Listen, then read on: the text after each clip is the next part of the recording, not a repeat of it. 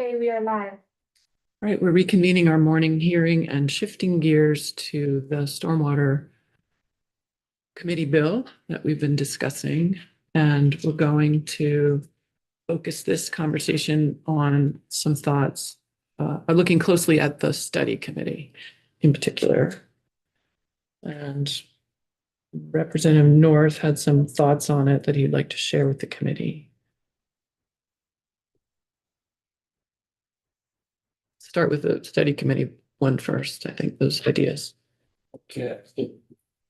Clarification. Oh, okay. I get it. I got here. So it's title of the email I just sent around is homework. Changes to the 3-acre bill. And see, I'll forward it. Oh, okay. All right, so go ahead. Okay.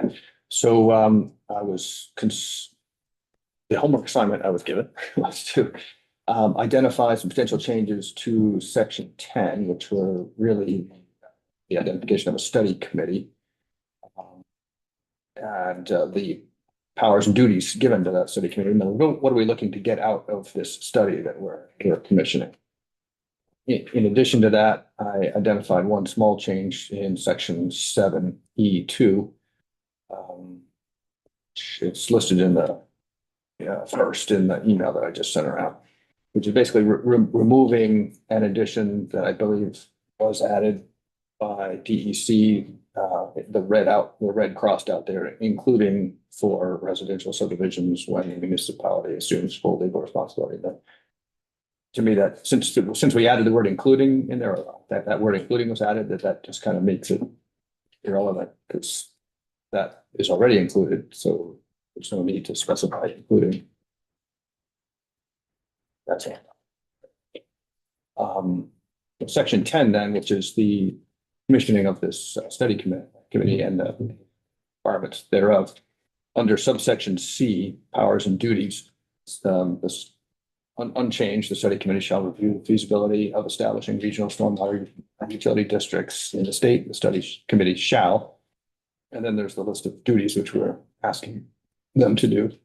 Some of my changes here are really just cleaning up wording a little bit.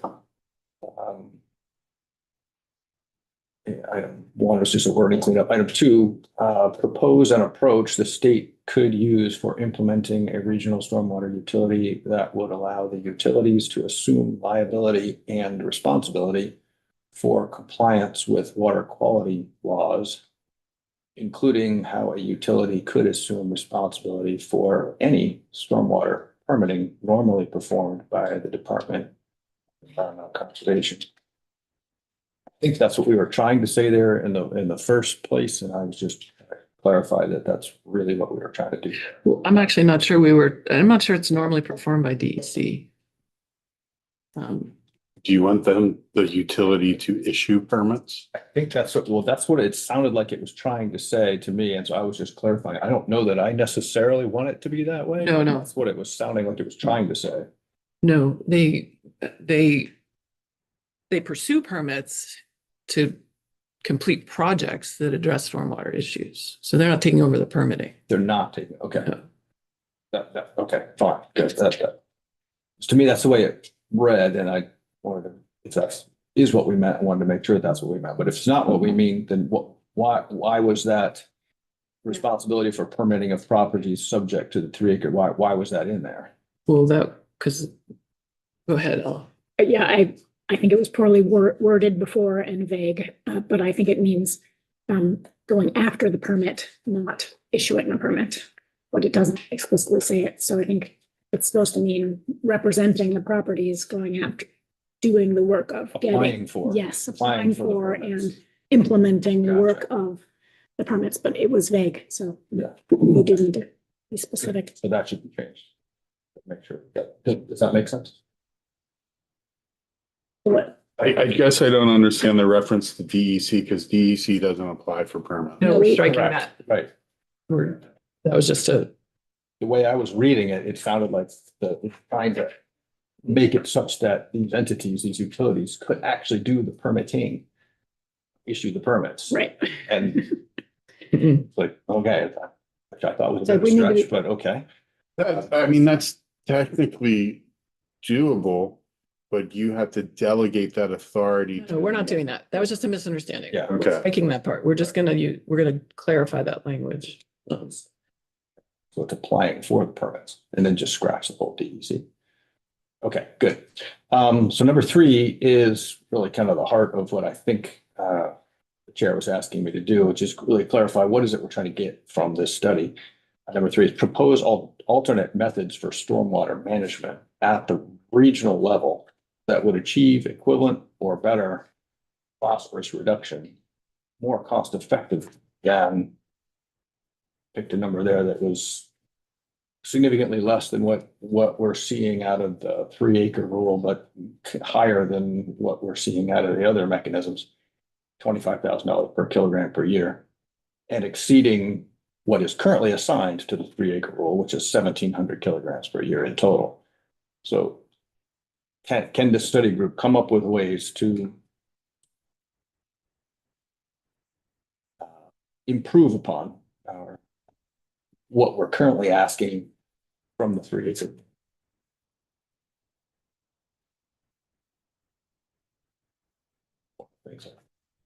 The way I phrased that.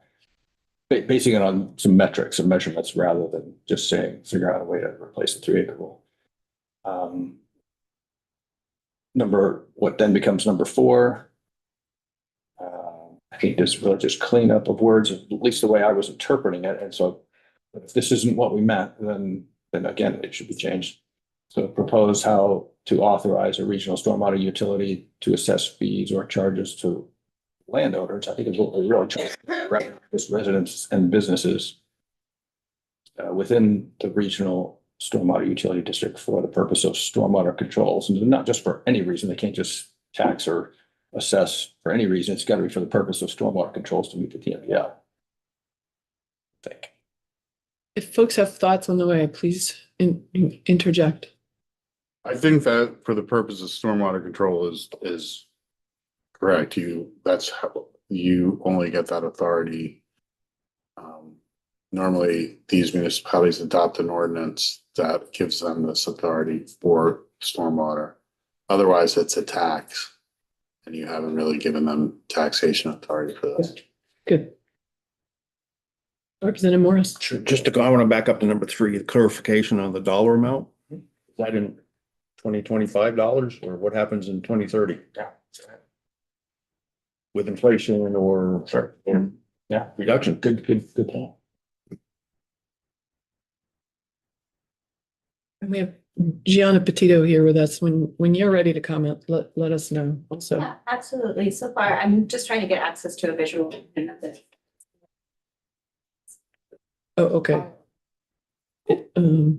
Is it posted? Sent it to the house. I haven't seen that come. Is it posted under Rob's name? It should be Yes, it should be. posted under Rob's name on our webpage. Okay, thank you.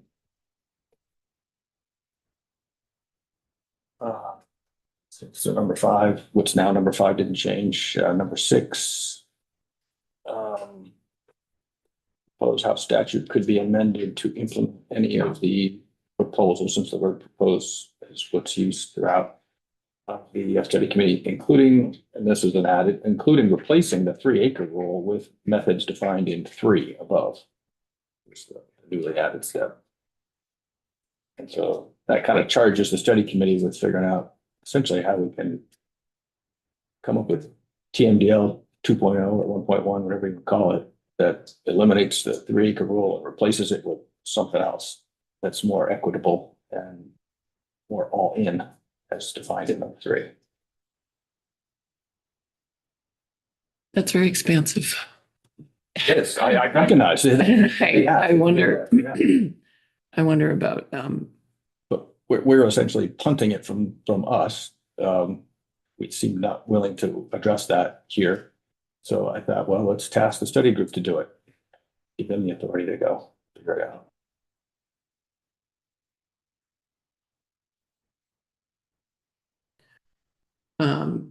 okay.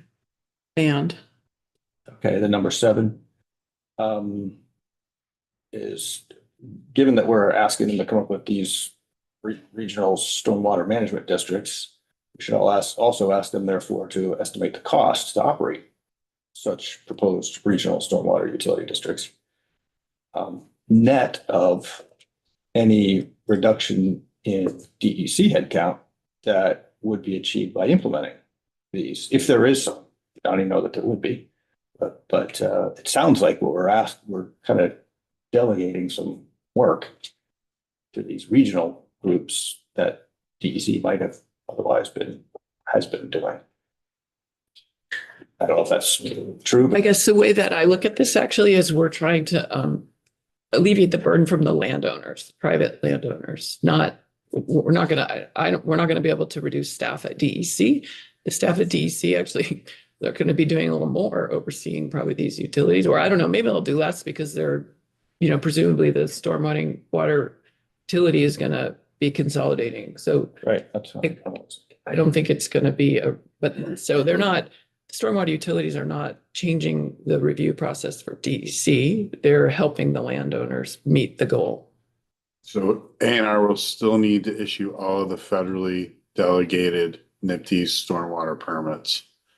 Construction general permit, wastewater, industrial stormwater, MS4, and supervise and administer those programs. The only permit program that conceivably could be delegated would be operational. But that's probably more than a utility wants to take on. Representative Chapin. So thank you for Sure. putting something in Those thoughts writing on to paper. work off of. I know we all have some shared interest in broadening this to address the equity issues that we've been talking about. I think I'm trying to find the right words. I really would love to see what comes back to the legislature be broader than just stormwater utilities that are just working within the existing parameters of 3-acre rule. Right. And look at additional ways to alleviate, to again, sort of like best get at the TMDL reductions and just really evaluate for us, which we really have a hard time doing ourselves, really evaluate for us if there are any opportunities to do so in a more cost-effective way and a more equitable way across a whole region, from raising the funds needed to redistributing where those projects take place. I'd love to see an evaluation of that and really offer some opportunity for us to shift a little bit. I don't think it needs to be discussed or articulated in like an alternative to the 3-acre rule per se. I think we'd welcome feedback from the agency if that was a recommendation, but I guess I'm still really I want to be careful about the language we use, that we're not jeopardizing our TMDL. But I do just haven't heard really clearly that there isn't an opportunity to expand where and how, where we do these projects to address each watershed and how to make those costs work. So I think that's what I think. I don't want to speak for the committee. I don't want to speak for Representative North, but I would love to see this language tweaked so that it's a little bit broader and encourages the agency to bring us that kind of an evaluation. Yeah.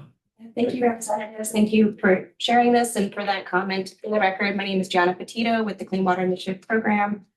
Looking at this language, certainly, I think that was maybe part of some of the intent that DEC baked into some of these edits of not just looking at 3-acre financing, but sort of the context of all state level funding, both regulatory and non. So that language is already integrated into here. And some of this does kind of align with that spirit in terms of trying to think about what can these regional entities do in stormwater broadly, and how does that, I think it would be beneficial to just consider it within the context of the state level funding and regulations and where there are opportunities for that at a more cost effective. So hopefully there's some pieces of this that really can tease out and align with some language that's already been proposed by DEC to that similar effect, to sort of think more broadly around both regulatory and non-regulatory in the stormwater sector. Okay, great. And thank you for that. That was well put, and I'm thinking that we'll have a subgroup here to work on this. And then hopefully get something clear guidance to you for the next draft. But I think, go ahead, one more. Yeah, the last one was a toss in. Yeah, it was A little bit of pork. yeah, a bit of pork. Exactly. This is a specific pet peeve of mine. And I didn't know where else to put it, so I threw it in here, but it's looking at reducing the phosphorus flow from Dead Creek into Otter Creek by some significant amount, because that's just a horrendous situation. So, yeah, I threw it in there. Well, I'm very sympathetic to that, but I think it's a larger task than we wanted to ask this group to take on, and that perhaps we can help you find another way to get to that same result To elsewhere. ask for that specific task, so. Hear from people and say, I would work with on that there may be a way to do that without changing statute. Stormwater ponds everywhere. I just think beavers, the head of the stream, but all right. So that's great. I'm going to ask Representative Chapin and North and Gianna Petito if you're available to take a stab at fine tuning that language for us. And Representative Austin. Yep. Gianna, I was wondering, since the time that the 3-acre rule was developed and implemented, is there new technology or new data of more cost-effective ways to address stormwater? I mean, you don't have to, but just, are things on the horizon, or is there anything that's viable? That's a great question, Representative, and I'm not necessarily tapped into the progress of stormwater practice evolution. My best understanding of 3-acre, though, is that it's so site specific, and there's a plethora of types of practices that could be implemented by site, that when you hire the engineer to do the engineering feasibility analysis, they're very likely tuned in to the practices that are going to best help you meet the reductions needed for the site. It's not that the stormwater management manual doesn't tie to a specific technology Okay. so much. Thank you. Sure. Other thoughts on the study committee comments? Great. Thanks again, Representative North. And but there's one more that you drew to our attention here under the 3-acre rule recommendations from the Green Mountain Water Group, Oh. Green Mountain Water and Environment. And it That one. has to do with the co-permitting conversation that has been, I believe, ongoing between the agency and that group. And so I guess I'm going to put Ms. Petito on the spot a little bit and ask for a little more guidance and understanding of where that process is, and Michael about the rule. I think that's what.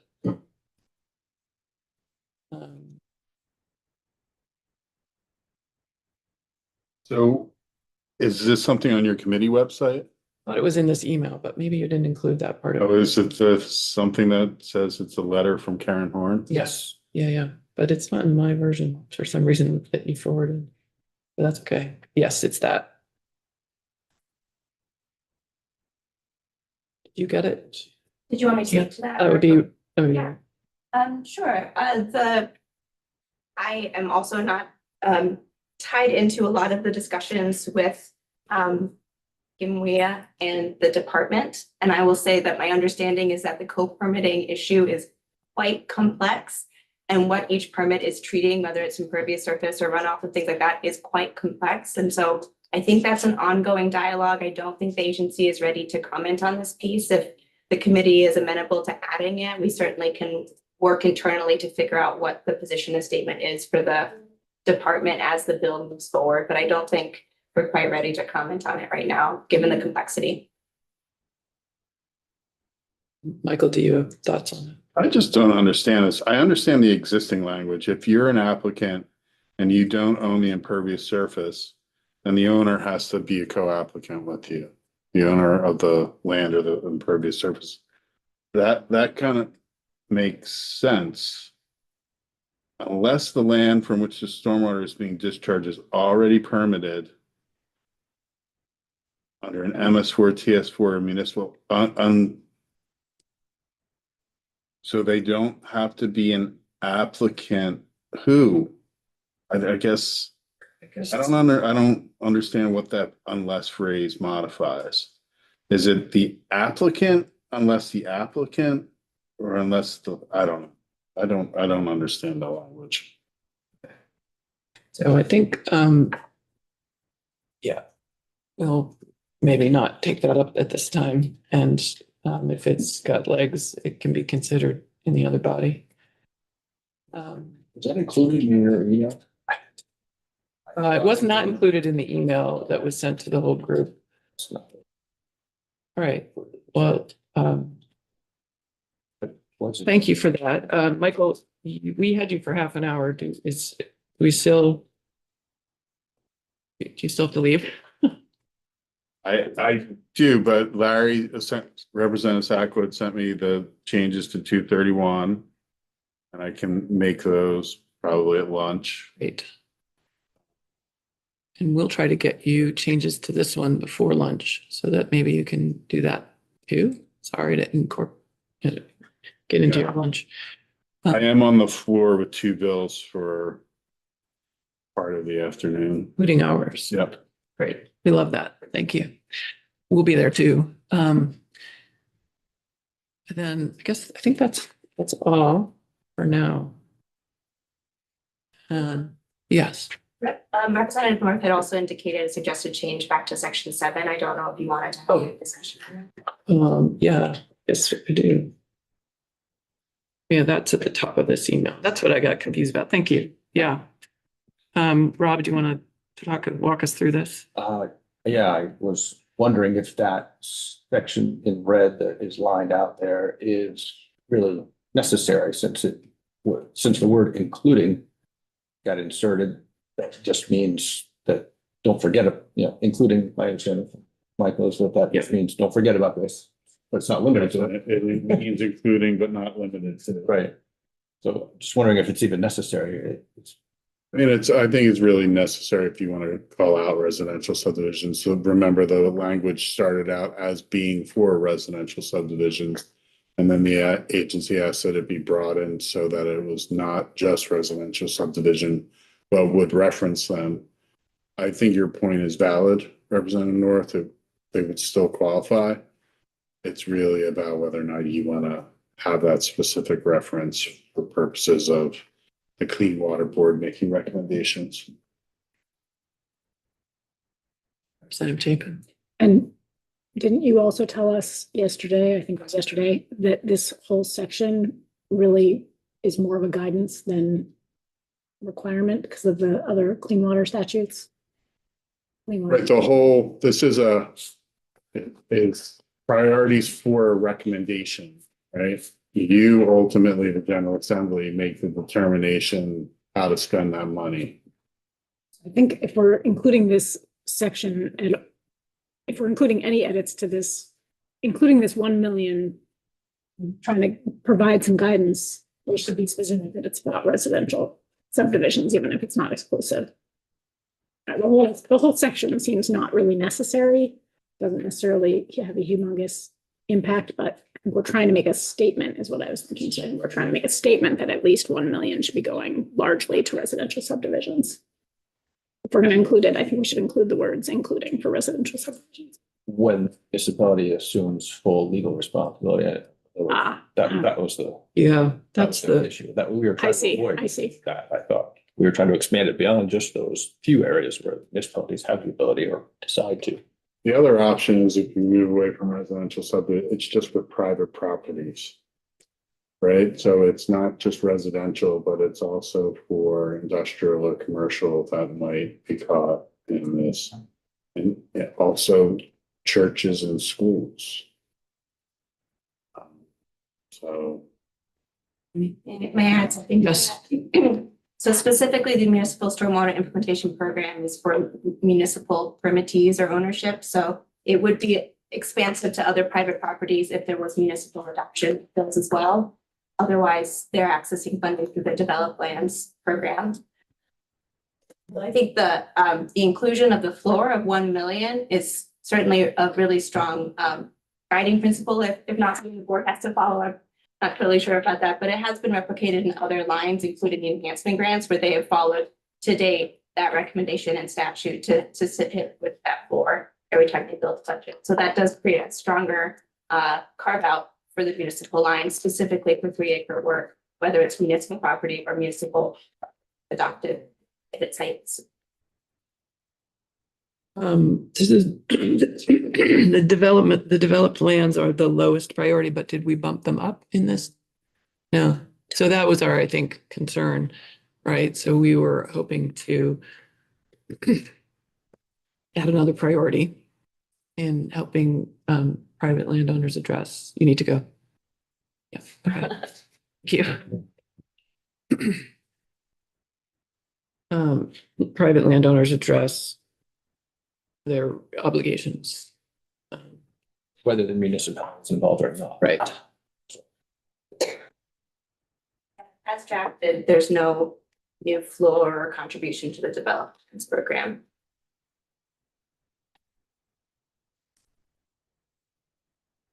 Okay, it is the developed lands in this, I'm not seeing it. Oh, that's last, number 3 on page 10. The only thing under the third priority. Essentially deprioritized compared to everything else. I don't know if I think you've heard some testimony from my supervisor, Emily Bird, about the Clean Water Board budgeting process.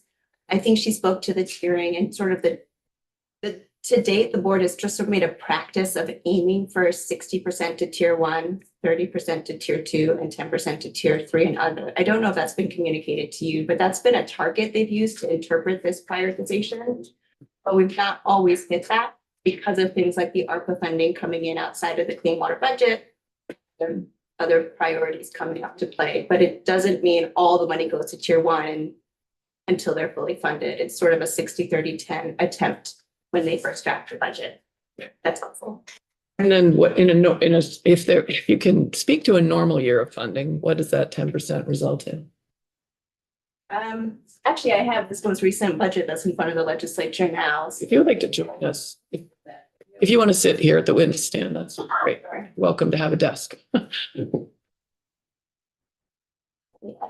Heather myself. So this year, the full clean water budget is 46 million in front of the legislature for state fiscal year 26, which starts this July. And of it, tier 1 got 67%. So roughly 31 million. Tier 2 got 8.5 million. So it's about 19%. And then tier 3 and other combined got about 14% of the pie, which was 5 plus 6.5 million across those two categories. And again, this ultimately the legislature obviously reviews and makes edits and approves the final. This is a recommendation from the board. And remind us who approves that. Is it the Appropriations Committee when we're in session and then joint fiscal when we're not, or? It's integrated into the budget bill and there's portions of the clean water budget that's also in the capital bill. And that is the limitation of my knowledge of how it moves through the State House. That's helpful. Thank you. Yeah, I think there's a clean water section specifically that will call out some of these lines. Do members have further thoughts or questions for Ms. Petito? I'm happy to leave this with you and also forward it. It was our materials for the public on comment on it.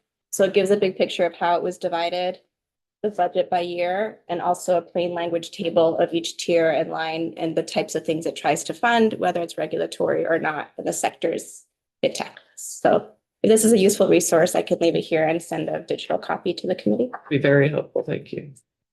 And do you have any update on the table that we asked for kind of data on the specifics of the 3-acre properties? We are actively working on it. I have some numbers for you now, but we can refine it. My understanding was a question sort of about this of the universe, their status, sort of who's working on it, who's permitted, who's constructed. What do we know about costs? And then financial assistance who's gotten money in the permitting realm, and who's gotten money in the construction. Is that the correct interpretation of the ask? Okay, great. We're working on that. Hopefully we can get it to you within the day. Great. Any high-level take-homes you already have? Or no, it's fine if I mean, I it's have some numbers, but Yeah. specifically, high-level take-homes, like if she has any numbers to share now. about progress or about dollars permitted or? Yes, the number of properties fully constructed. And to the extent you know how much they cost or who paid for that. Okay. These are very preliminary and we'll try to refine these for you when we send them in. The number of actual constructed 3-acre, this is from the funding side that we're aware of, is 3 to date. The number that are planned for construction this year is roughly 43. And then the number with approved permits is somewhere in the 90 to 100 range. So about 15% of the universe. 90 did you say? Between 90 and 100, we're trying to refine that number for you of permitted. And then there's more than that we know are actively working on the design work and permitting because we're funding them to do that in there. As in more than 100 are inactive. Not more than 100, but that's the Additional. universe of who has permits. And then there's more people that are making progress towards submitting their permit application. And we know that because we have awards out to, let's see, about another 160 sites that have awards for permitting that aren't yet, So 160 are working towards getting a permit. that we are funding. There may be others. We're just not aware of them because we're not funding them to get their permits. So we'll try to refine those numbers and work. This is all coming from the funding side. So we'll work with the stormwater program on all the engagement they might be aware of that they could add to that. And the three constructed to date could be anything like a school or a, It's 2 schools and the Burlington project so all 3 of them are ones that we have funded. okay, great. Again, coming from the funding side. So that's what So we're aware they're of. all funded. Project. Where are the 2 schools located? I have Charlotte Elementary and Lake Region High School.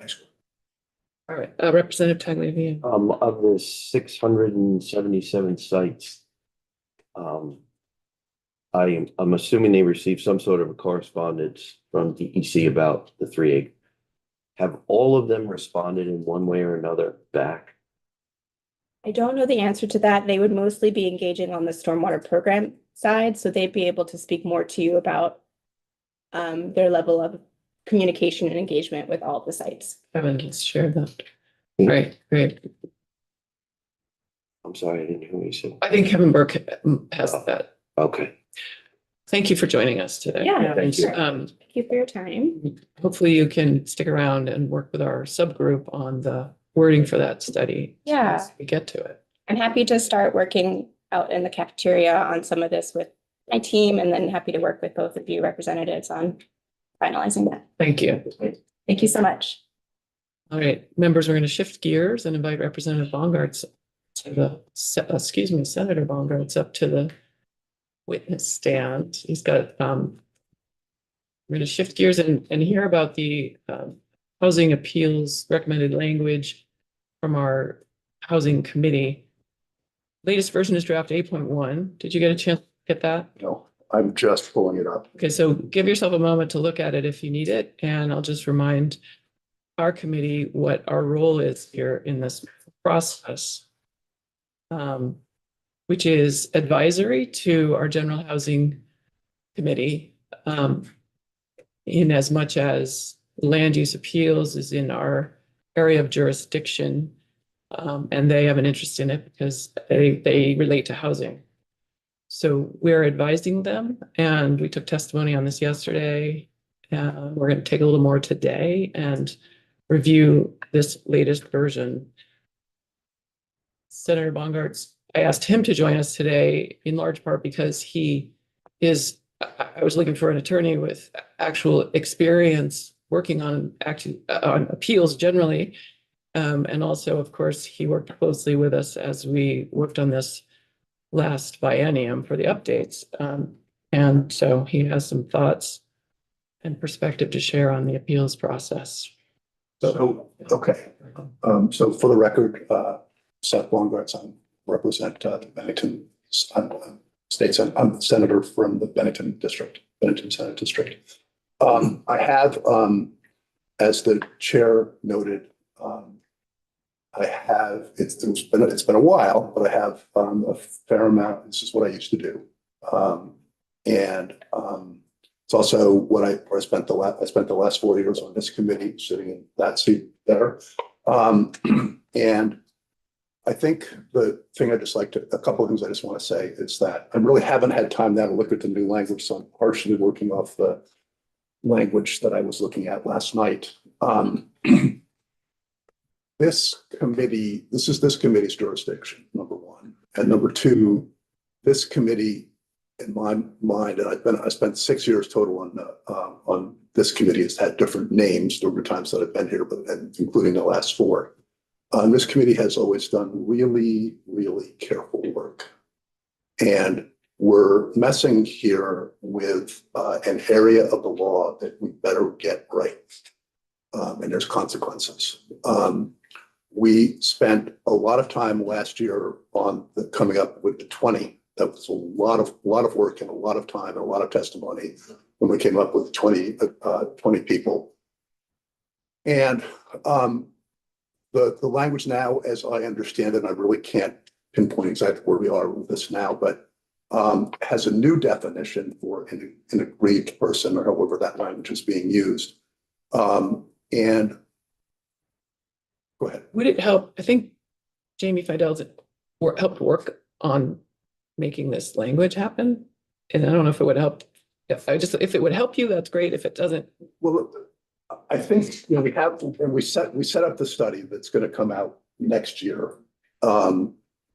We changed this last year. We're now potentially changing again, only to set ourselves up for changing again a third time a year from now. And I think that is just not good policy. I also think that there's no burning issue that is, as it relates to the ground, the life, the world. It's not any different if this waits a year until we actually have really thought it through collectively on a holistic basis. And I think this kind of has the feel of making a change because, we need to make a change. And so that's not the way that, sitting in this committee, I wanted to operate. And it worries me that, and I also think that philosophically, there's a philosophical part of this too, which is that when you live in a community, and your zoning board or planning commission is, you believe, not following the law, and it does happen. That you have, even if you're on the other side of town from where the incident takes place, you've been interested in that. And so last year we had the discussion that had been 10 people. We said, well, it ought to be 20. And after a lot of discussion, we went to 20. But I think that having to show an injury or something that directly relates to you undermines a large part of the way that the system has worked, which is that if you are a resident of the town, you actually have an interest, even if it's on the other side of town, because what happens there does matter to you and it does affect you. And so I'm just bothered by the fact that this is coming without, I think, deep thought and deep vetting, because these things matter. And so I don't know if you want to jump in. I didn't let you when the chair invited you, but. Oh, no, if it would support you, the latest language, my understanding is taking the municipal, the standard to allow someone to appeal and making it identical to the Act 250 standard. We barely had a chance to look at the language. So if you know more about that, Mr. Fidel, that would be helpful. Sure. Jamie Fidel, Vermont Natural Resources Council. Yes, the intent, as I was discussing yesterday, was to use the same standard standing that applies if you appeal an Act 250 or an A&R permit. And it's a familiar standard that the courts have used and tried to color a little bit of how they process that. You know, it's an alleged injury. You don't necessarily have to prevail on the merits with that injury, but you have to show that there's a reasonable allegation that there will be some associated harm from the decision that's under review. So we just tried to think of a way that would streamline it and offer consistency with an approach that's already on the books for other permit appeals. Okay, that's different to what I read last night. But I guess I still feel the same way. And do we still have is the language still there about if it is housing? We will look. Because housing is also, we have to be careful because we could be talking, are we talking about a 500 second home development out of ski area? And, housing, I think the intent here would be to make it easier to build residential housing. Just want to make sure that there's not unintended consequences here. And if you have, if it's not, again, if you believe the Planning Commission and Zoning Board is not following the law correctly, and we're sort of limiting appeals because it's housing, we better make sure what we're talking about, because there can be huge impacts from. So I guess I really am here in the end, especially given that I haven't had time to really look at the new language, to say, be really careful. And the notion that, we spent a lot of time on this last year. We changed it last year. We have a report coming. I think it will make zero difference to wait until you have that report in hand. And when I say zero difference, I mean, it won't, leaving the status quo in place until there's been a deep dive and a really thoughtful consideration of how to put this together correctly is going to do no harm and can only do good. Okay. So I guess I'd leave it at that. Again, I thought I was prepared, and then the language changed on me. Yeah. but I still have the same deep concerns about really taking the time, getting in a lot of testimony and really understanding what these potential changes mean. And I don't think you've had time to do that. All right. Thank you so much for joining us. We have our legislative council scheduled to come in at 11. DNRC is here. Can I put one of you on the spot to talk about your thoughts on this language? It's great. Is that you? Is that you, Mr. Groveman?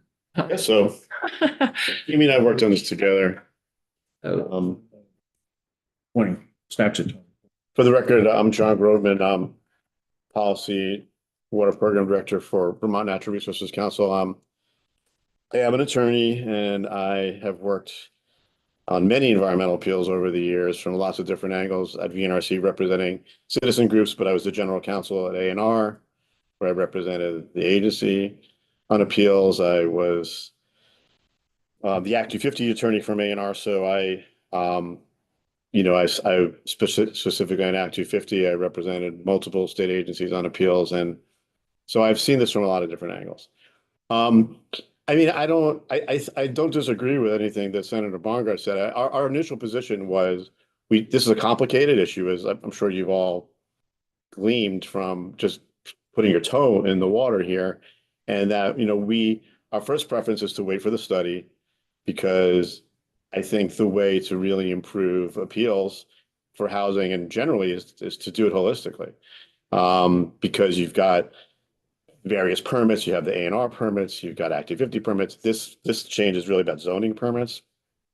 So I think you have to look at the system as a whole, and the whole system is now in the court and how the court is treating all these issues and functioning. So I do agree with Seth that we need to be cautious. I think what we gave this, I basically said the same thing when I testified in the House General and Housing Committee. And I think they narrowed in on these two issues. And on the issue of getting, replacing the any 20 people who could now appeal a zoning permit with someone who has constitutional standing, which is, as Jamie said yesterday, it's basically that's for any legal action, you have to have standing. I've been saying for 3 years, I think that's fair because people have been concerned that any 20 people could sign a piece of paper. Used to be any 10 people could sign a piece of paper, and they didn't have to be injured. They didn't have to actually be affected directly by a project. And if you signed up, you had appeal rights. Totally valid for the state to do that. Other states expand these constitutional rights to appeal in various ways. And we did that in Vermont for zoning permits by saying any 10 people who petition, we changed it to 20 people last year. If you're in a butter, you automatically have appeal rights, whether you've been harmed or not. So I've always thought it made sense because as Jamie said, the standard for A&R and Act 250 permits is standing, whether you've been injured, where you have a specific direct injury from a project that could affect your property and your person, your health, whatever it is. And then you have the right to appeal. So I always felt it made sense to make that consistent since people are really concerned that, 20 people in a town can sign a piece of paper, especially for a housing project. And then on the plan, having to show that a project is consistent with the plan and the bylaws as like a threshold matter to go forward. What we've said is that it's an interesting idea for housing projects. We actually, to Senator Bongartz's point, our recommendation was to limit it to housing projects within the growth areas or affordable housing projects. We did actually, our language would have limited that because I think Senator Bongartz is correct that are we really talking about like All housing. yeah, on high-end housing projects wherever they are, we really seem like we're talking about affordable housing projects in the growth areas. So we provided, and I think Jamie gave you the language. There was two versions. One tied it to affordable housing projects. The other tied it to projects within the interim Act 250 exemption areas because we don't have the tier maps yet, and I don't know if this committee has even heard about the tier maps. Yeah. Yeah, okay. So we don't have the tier maps yet, so we can't, that would be the best way to do it.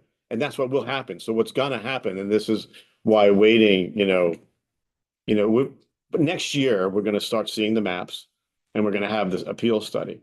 So you could basically then have proposals that involve how do we look at projects within those mapped areas and deal with the appeals in a holistic way. But we can't do that right now because we don't have either of those things. So the only thing that we could think as a proxy for the maps was the interim Act 250 exemption areas, as a way to limit, this new requirement that you'd have to basically show that a project might not be consistent with a town or regional plan or the bylaw, even to go forward with the appeal. So that's how but as a concept, we thought that if it's for the right type of housing project, that does make sense because we do want to promote housing projects in the areas that we're really targeting for development. And we do think as long as people have due process and could get access to whoever to the court and make an argument, we thought that it seemed fair, to have a policy that made it a little harder to move forward with a housing appeal. And that was the intent of that language, basically. So, I mean, I guess I have a couple questions. Thank you. Under the de novo hearing section, the new language to me seems redundant, not targeted necessarily to housing it basically says, the first sentence says, the environmental division applying the substantive standards that were applicable before the tribunal appealed from. Wouldn't those be the municipal bylaw or land use regulation that directly affects the property? It would be the bylaw, right? But then the next sentence is something like, then it goes on to say, It says shall hold a de novo hearing on those issues that have been appealed. right, but then the next sentence says that for a housing project, right? Is that what it says? It's for a municipal land use permit for housing. Yeah. And then for a housing project, you'd have this other showing you'd have to make. It says, initially to show that a project, and I don't remember the exact words, is Consistent with. It's consistent with. yeah, the municipal bylaw or land use regulation that Yeah. affects the So property. the intent of that, and it is, I'm not sure of exactly how it would work. And this came from essentially the governor's housing proposal. So this was language that's where it started, basically. This is where this language started. But the way I think it would work would be like before you could go through the whole de novo appeal on whatever the bylaw could be, traffic, it could be a natural resource issue, whatever in the bylaw that someone appealing was alleging that a proposed project violated the criteria for that. Before you can even go through a de novo hearing on that, you first have to show that for housing projects that a project wasn't consistent with town or regional plan or the bylaws generally, even just to enter that door. So it's creating another barrier. Mhm. And the idea is that it would be a little harder to appeal a housing project because you'd have to go through that first. And then if you were able to leap that threshold to convince a judge that, a project would not be consistent or might not be consistent, I don't remember the exact words, with town regional plan or the bylaw, then you could go on with your whole case, right? Then you would go for the specific criteria, whether it was traffic, whether it was, natural resources, whether it was, character of the area, whatever it is. So that was my understanding is the intent is just to create this other barrier for housing projects. That's why I called out housing projects. I don't know in practice how it would work. We've never done anything like this.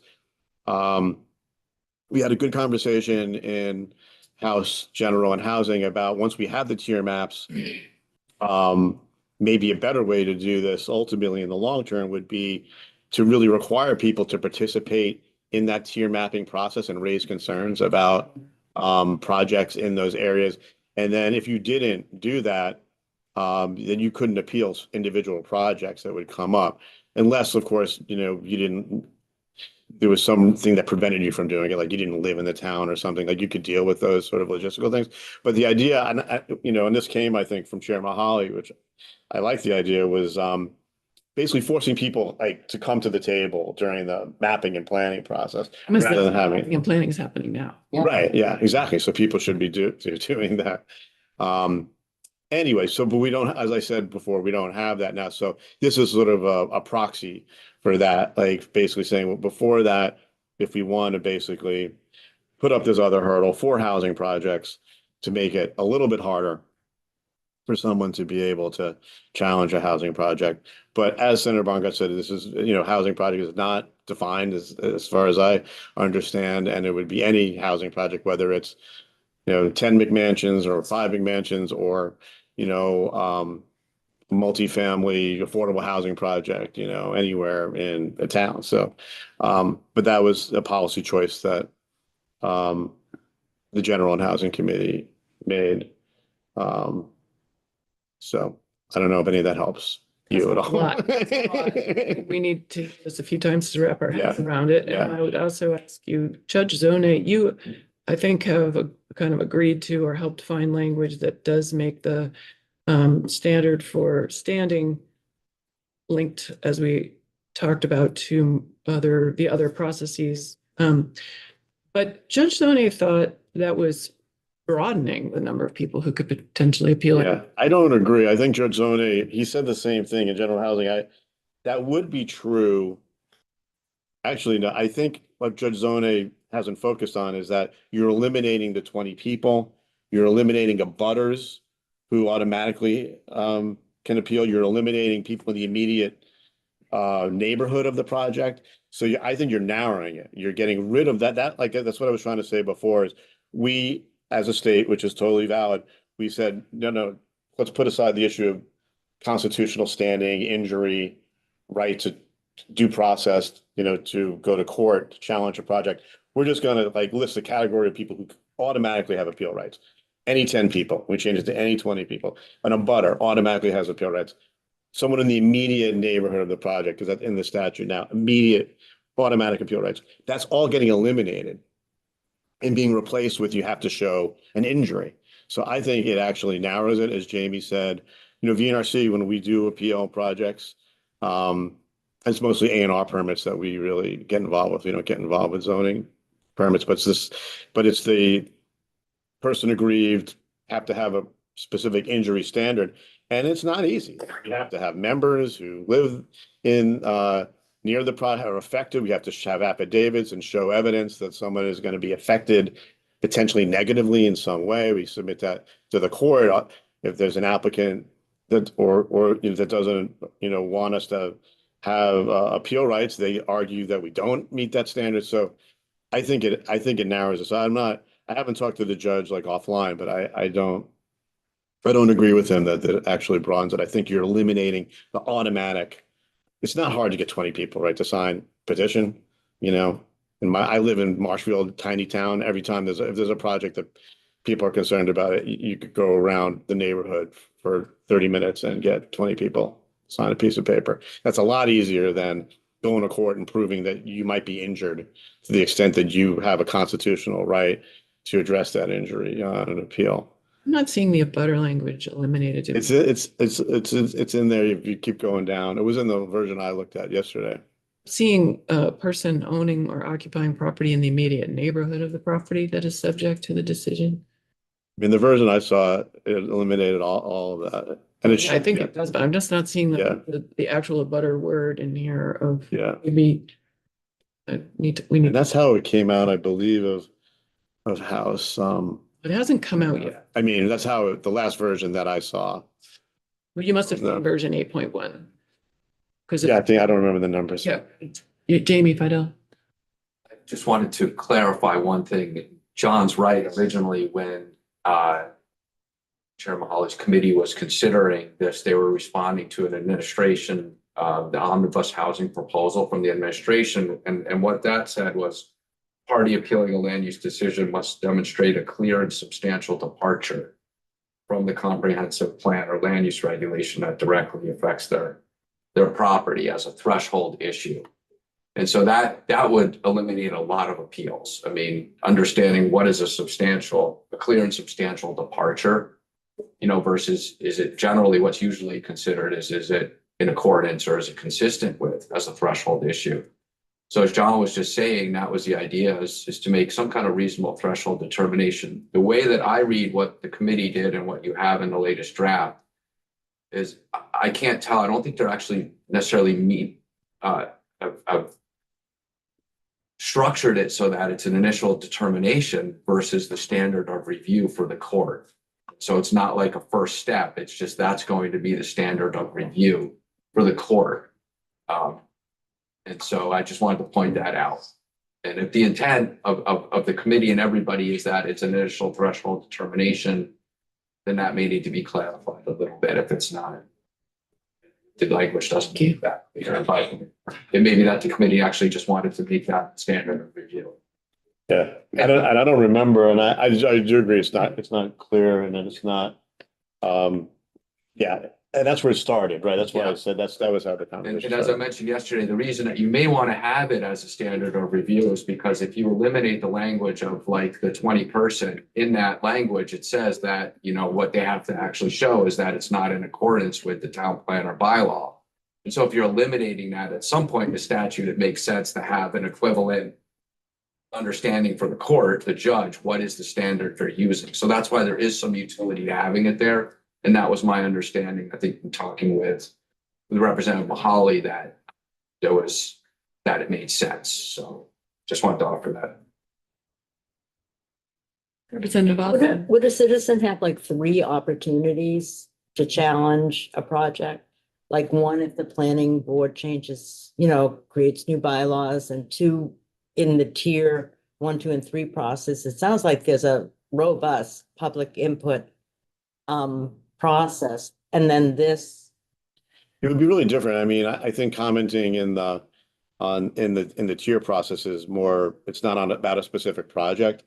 But I think like the idea I was trying to convey before is that it's just saying that you should, you know, express concerns about, you know, how those map lines are drawn, you know, about where development occurred generally.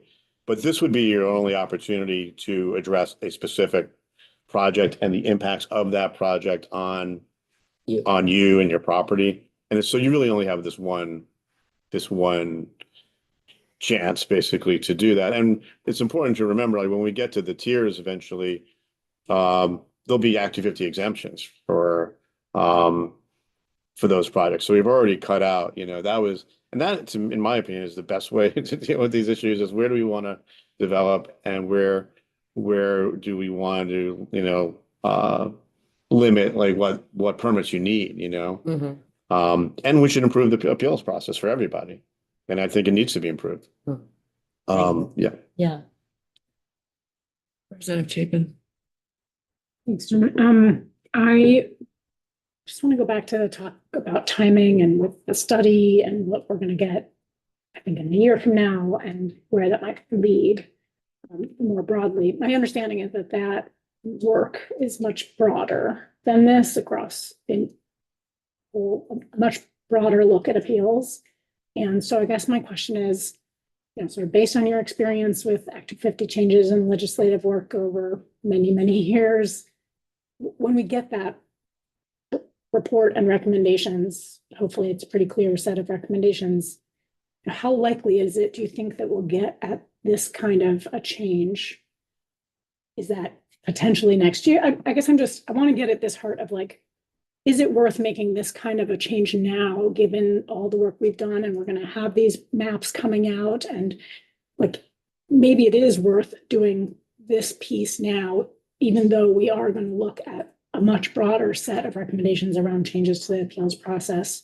I guess I'm not really convinced that we shouldn't do this now, Yeah. when such a broad set of recommendations and potentially such a heavy lift to really address the appeals. Yeah, it is a heavy lift and it's been difficult, which is why we did the study, which is why in the study that brought us all the Act 250 changes last year, we punted on this issue because I think we realized that we couldn't do both. We couldn't make the jurisdictional the changes about the tiers and how we're going to deal with protecting critical natural resources. Like that was a big enough lift and this was complicated.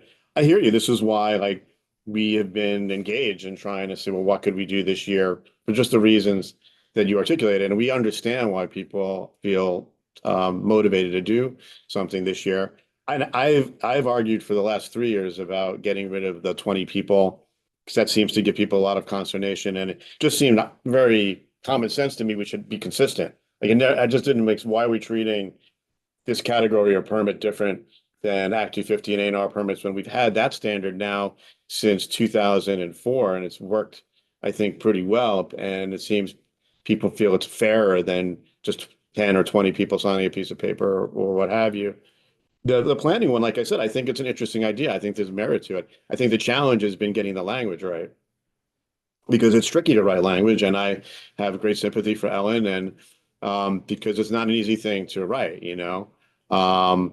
and even as the administration wrote it, I think there were I didn't really understand exactly what they meant or how they thought it would work, And I think we're in the same, I agree with what Jamie said, but we're in the ballpark of that, right? It's the same spirit of that, which is, to basically, if projects conform with plans and bylaws generally, and there are housing projects, they should go forward, basically. It's, We be more narrow about Yeah. what is it health Right, project? right. And that's a debate, and those are policy choices and legitimate arguments on all sides. But I hear you. I agree. That's why we're sitting here now. So I do think at the end of the day, the system, the holistic changes will be the things that will really improve the system. The system will always be imperfect. It's a system run by human beings, dealing with complicated permits and criteria that I know that you've seen throughout, your career and life. So, but I think the system can be improved.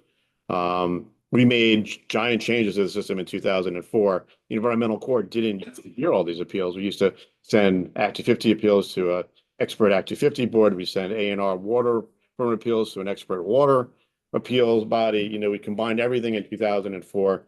And in my opinion, that's put like a lot of weight on that system. There are 2 judges and limited staff there. And it's a lot of complicated work. Courts are slow. And so, but those are some of the things in the study we need to dig into. If we're going to stay with the court, how do we make it work better and fairer? But these are around the edges things that won't get at those questions. Guess I'm going back to the language here that's before us and wondering about 2 things. One is the elimination of a budding property owner to be able to appeal any housing project anywhere in town, and that sort of what is happening there to just citizen rights, and what are we giving up? Yeah, I mean, I personally think it's fair, like, whether you're in a butter or in the immediate neighborhood, that you should show an injury, this is my bias as a lawyer probably, who's been doing this for like 30 years, that I think it's not unfair to say you should have to show, that you could be injured in order to go access the courts to try to address those injuries. But, it's a policy call, and that's what as I was saying, the legislature, when it wrote these zoning laws in the 70s, expanded that appeal rights. And it's not irrational either to say, hey, you're right, you're the neighbor. Your property is right there. So we're just going to assume that you could be harmed in some way, and you don't have to go through any additional process or evidence just to show that. So you are eliminating that, which is why I don't agree with Judge Zoning that this is an expansion. I think it's actually a narrowing by getting rid of the abutter and I think immediate neighborhood. That's another standard in the zoning law, and then the 20 people. But yeah, you need to be comfortable with it. I mean, I approach these things as an environmental land use lawyer who's been. So my view on this is skewed by that experience. And, I think you can, if you're really injured, it takes some work, but you could show an injury. And Give us an example of that. We had questions about the examples we were given were sort of events that happened in the past, but when you're appealing a land use permit, it's something that's going to happen to you in the future. And how does this well, it's a may, so you have to show that, you might be harmed. So, you basically say, the obvious example is, if there's a project and it's going to create stormwater, and stormwater can run off of the property onto your property, and you don't have to prove that it will happen. You have to prove that there is going to be a project. It's going to generate stormwater, and there's a potential for that drainage to go onto your property to create erosion, to contaminate your well. So you just have to basically show it might happen in the future. For zoning, same thing. Traffic is a big one with zoning, right? So and you really have to be affected by the traffic. You have to show that you drive or go around the area of the project, that, let's say it's a 20 lot subdivision, that there would be adding, X amount of traffic to the road, that there's a potential. You don't have to show that it will happen. You have to show that there's a potential that you use that area, and adding that much more traffic could injure you, and that you should have a right to access the courts to address that potential injury. So it's both, certainly more difficult than just being the abutter, but not as by having to make that showing, but you don't have to prove that it will happen. Once you get appeal status, then you have to prove that there's a violation of whatever the criteria are, right? Which is even harder. What does a criteria require in terms of traffic, in terms of stormwater? Is the applicant meeting that standard? So on and so forth. So that the burden keeps ratcheting up, but the initial burden is to show that there might be, and from the project. So, does that help? I mean, that's how you don't have to prove it will happen, and you have to make a good faith showing that it might happen. And I've seen people denied standing because what this does eliminate is, I've seen people who live 3 towns over, who just read about something in the paper, who just don't like the idea of it, and but they don't live there, they don't have property there that would be affected by, like a stormwater issue. They don't actually drive or go around that area. Then you can't get standing, because you couldn't show that even might affect you in a personal way. You might not like it, you might think it's a bad idea, but you have to show that there is a good faith potential. You could be affected. Just need to check in with our legislative council. Sounds like we have a talk out there. Please, yeah, I want to stop talking about it. Okay. How long do we have before? Well, the Senate would like to see me before 12, but I told them maybe. like 11:45 or 50 if you have but this what you booked me first. So I don't know how long of a conversation we'd like to have. I think this, we need to walk through the language with you.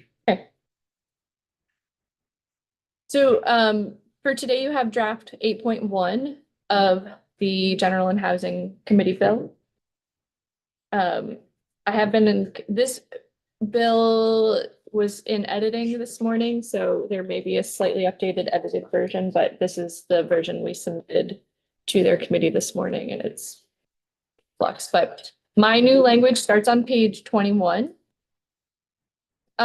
So based on the testimony yesterday, the chair from General and Housing asked to move to have the same standard for Act 250 appeals and have that apply to the municipal zoning appeals. So there are now these two pieces of language on page 21.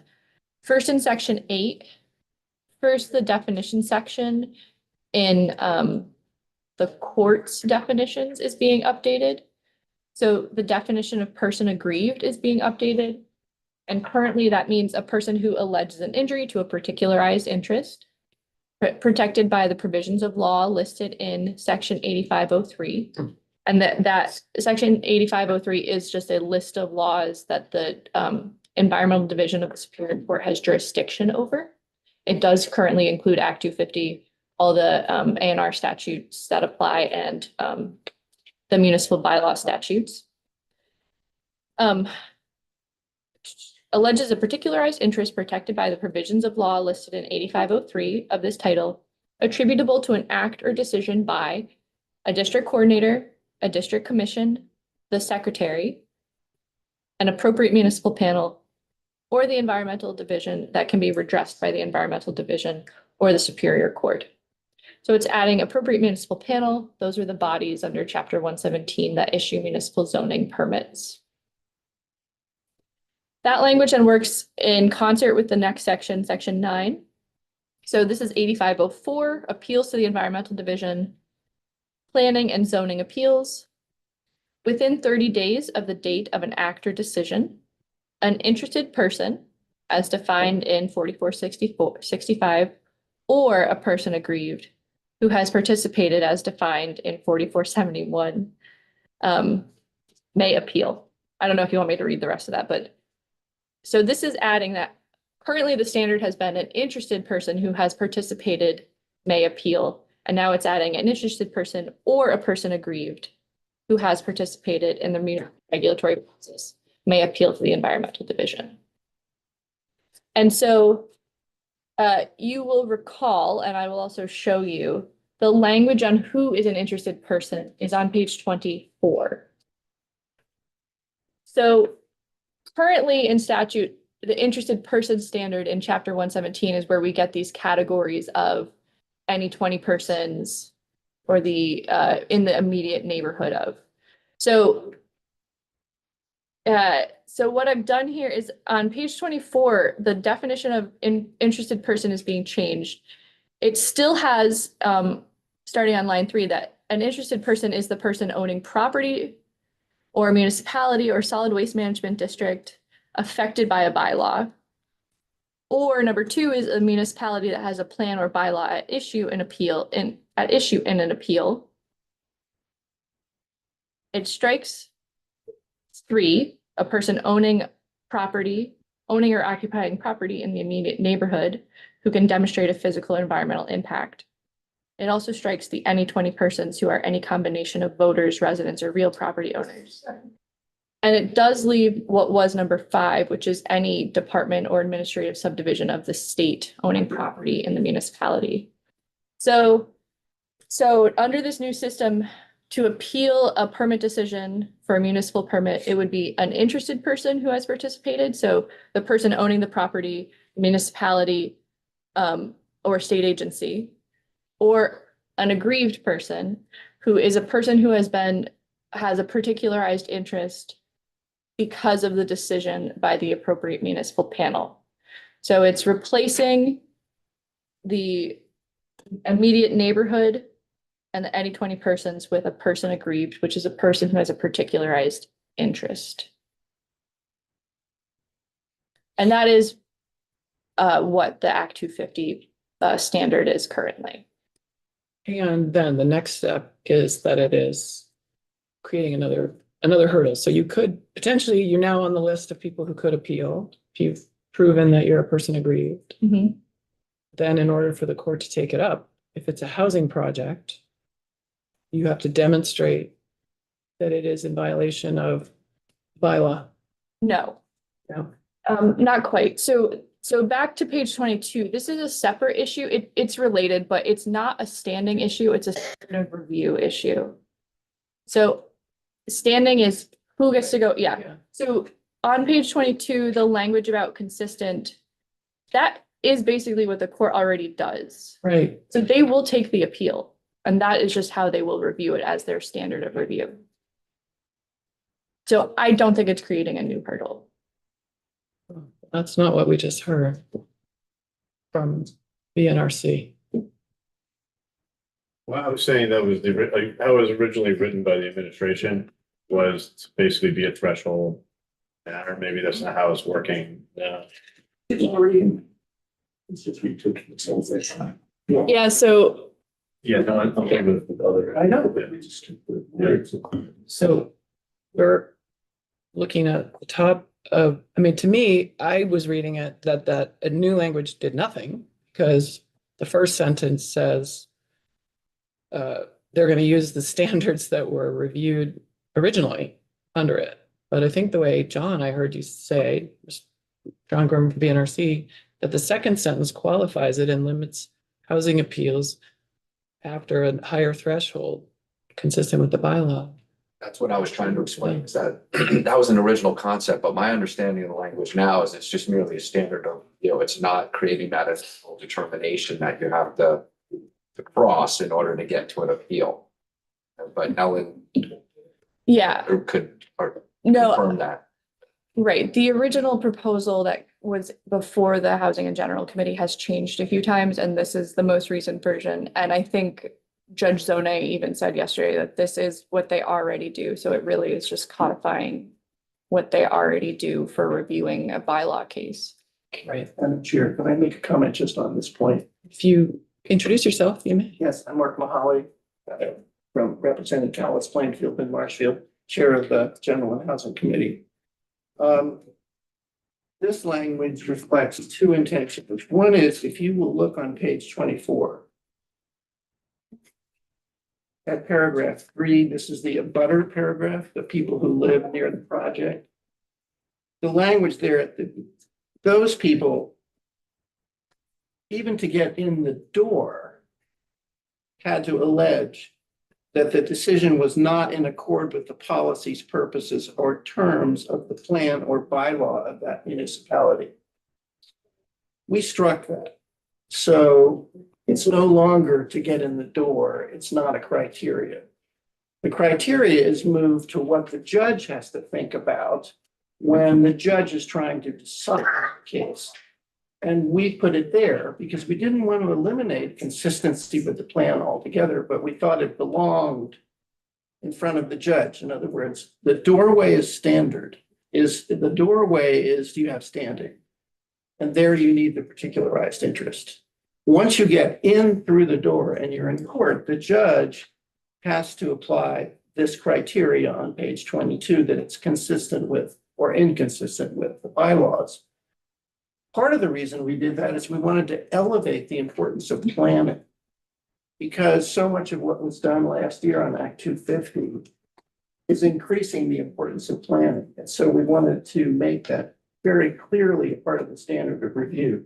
Judge Zone, I think, was testifying that the first sentence of that paragraph on de novo hearing, where he says that the appeal, that they would do that anyway. And if they, guess our feeling was, well, if you do it anyway, it's important to say it because plans are important. Thank you. Other thoughts on that, or is that, however, other minds in the room are hearing that, seeing this? Okay.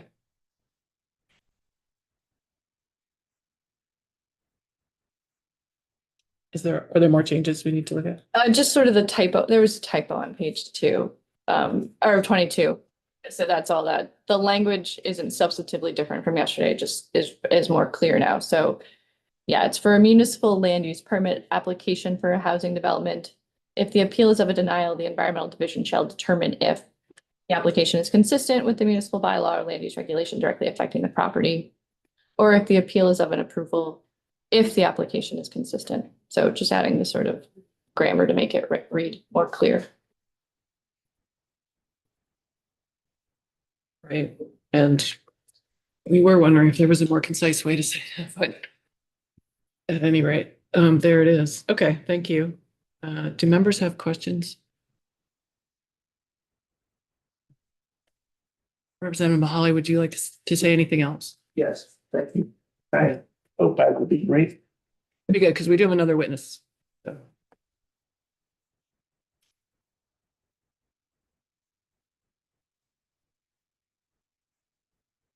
The intention, the housing and general and housing committee has heard testimony, a lot of testimony, dozens and dozens of witnesses. And what we have heard from not just private developers, but nonprofit housing agencies and the regional planning commissions was a sense of urgency to try to address something about appeals.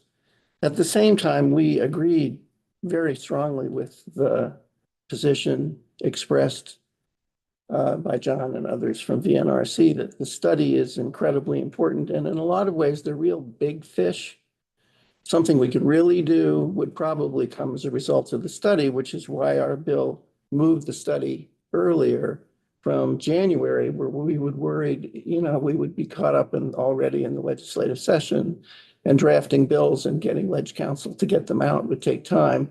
We asked that it be November 1st, and then the Land Use Review Board staff asked November 15th. So we do think that study is important.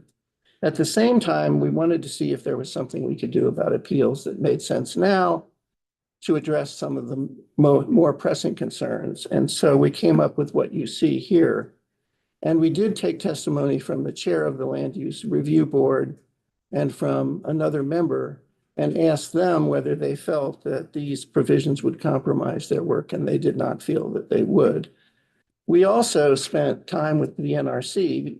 That was, in fact, the first thing I did, and worked with the NRC. And in fact, the draft you see here is based on some suggestions by VNRC, which Ellen then took and worked with. Again, VNRC, as you heard, their position is the study is very important.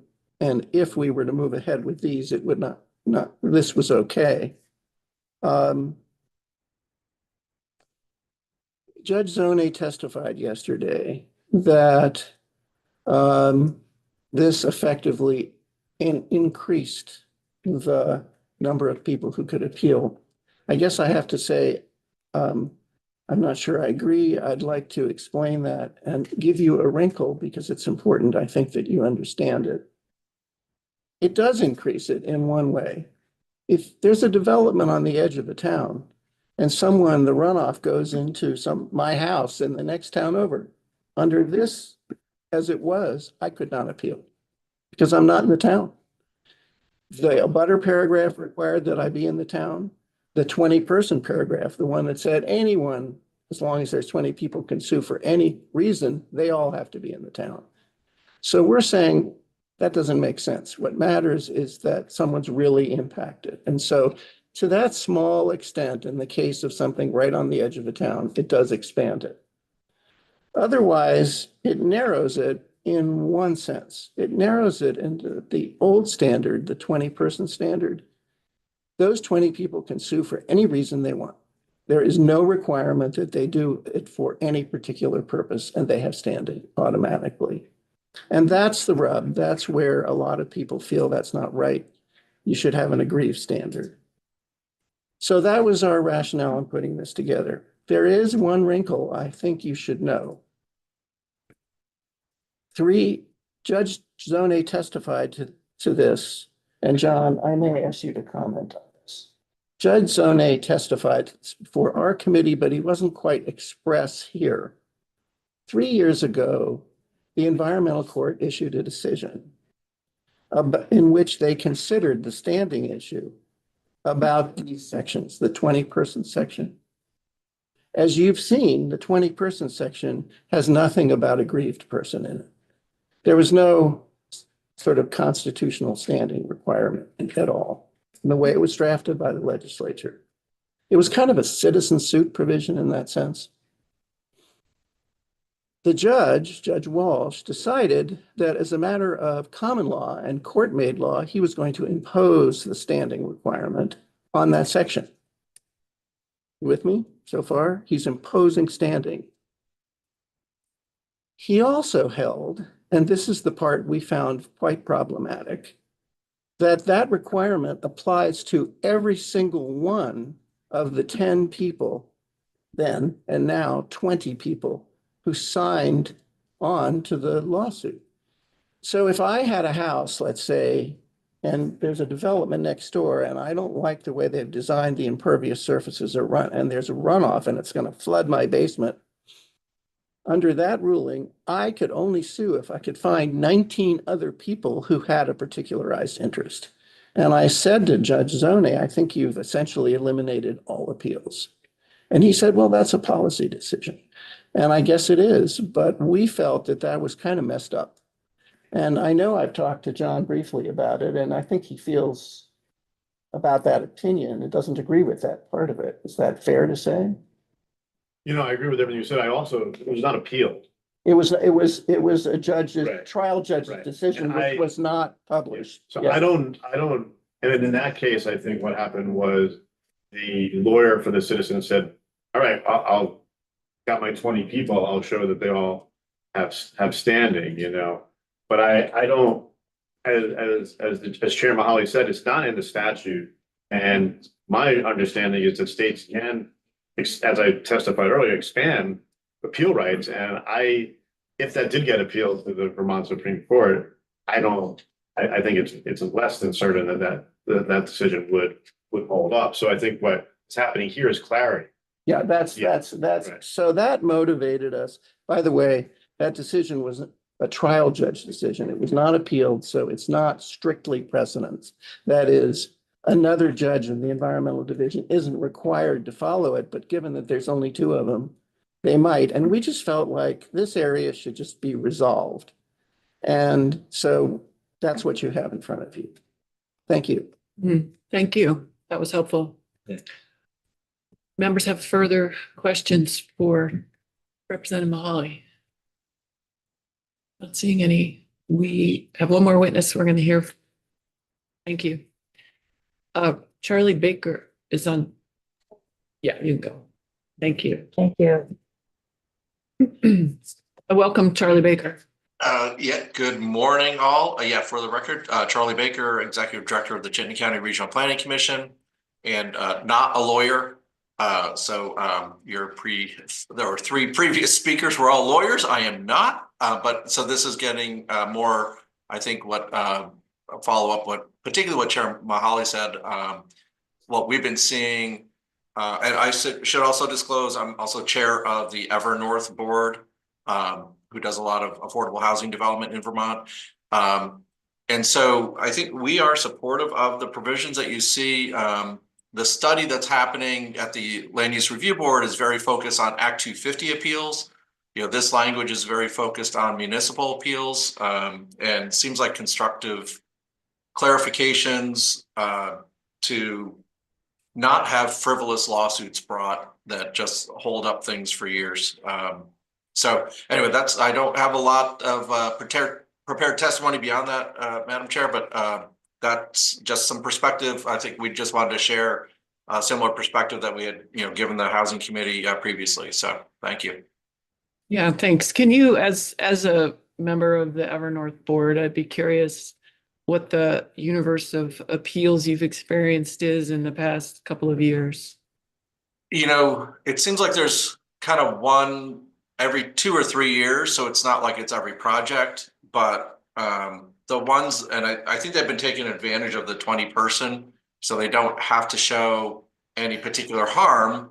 They're just don't like, and typically I don't like affordable housing near me, and so I'm going to appeal it. I think all those appeals have, Evernorth has won in the court system, but it's been many years, and I'm gonna say hundreds of thousands of dollars of project costs getting added to the project. So I think years ago, and Chair Sheldon, you may remember, probably Kathy Byer talking about the Woodstock project. That was, I think, 7 years of delays and $750,000 added to, I can't remember the exact numbers, but it might have been 20 or 24 affordable housing units. And, $30,000 got added to every unit over that time. And it was more, of course, because costs escalated.